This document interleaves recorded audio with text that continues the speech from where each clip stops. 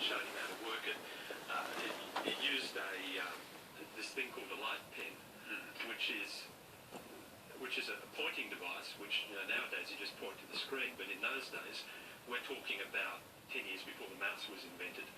So we had this thing which allowed you to actually draw things on the screen, so you could sculpt the sounds and make your own waveforms. It's extraordinary when you think about the time of it. It was something that you can do now on any cheap PC, but in those days it was really revolutionary. And we joined up with another engineer, Sydney engineer called First, who developed that sort of technology, and we adapted it for this use. Peter Gabriel used it, of course. So many artists did from the 80s. Michael Jackson. Can you show us a little blast? Give us a little tour of it, because it still looks cool, doesn't it? I think this instrument is the 30th anniversary reissue of the original. It's not one of the original